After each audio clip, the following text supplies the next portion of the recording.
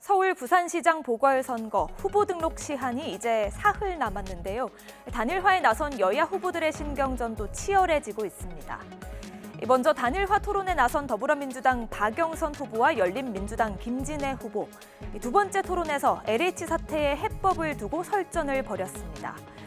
야권에 비해 흥행성이 덜하다는 평가를 받지만 이른바 부동산 감독청 설치와 관련해서는 모처럼 토론이 달아올랐는데요. 직접 확인해 보시죠.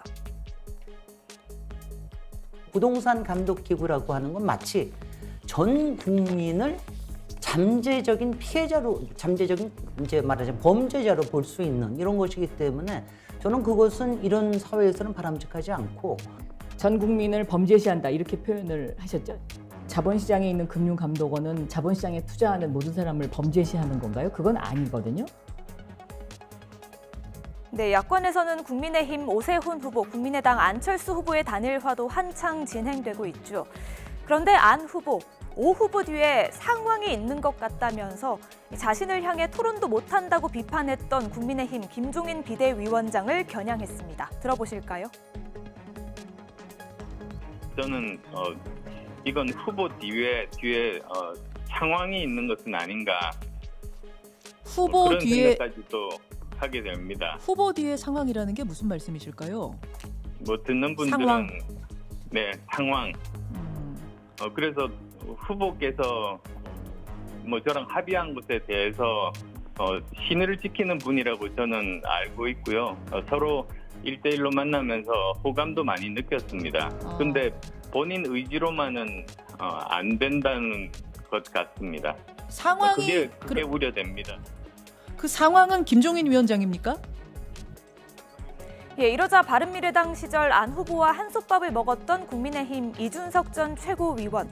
안 후보를 향해 여자 상황제론으로 맞불을 놨습니다. 이 전 최고위원은 자신의 SNS에 안 후보가 이간질을 시도하고 있다면서 안 후보를 조종하는 여자 상황제가 있다는 말은 들어봤느냐고 썼습니다. 바로 안 후보의 부인 김미경 서울대 교수를 뜻하는 것으로 해석되는데요. 이 전 최고위원, 안 후보를 돕던 사람들이 여자 상황제의 존재를 암시하며 떠나갔던 것을 잊지 말라고 꼬집었습니다. 그런데 안철수 후보 같은 라디오 인터뷰에서 지난해 총선 당시 야권의 분위기를 소개하다 진행자의 지적으로 발언을 급히 정정하는 일이 벌어졌습니다. 들어보시죠. 작년 총선 한 달 전에 코로나19로 야권 분위기가 얼마나 좋았습니까?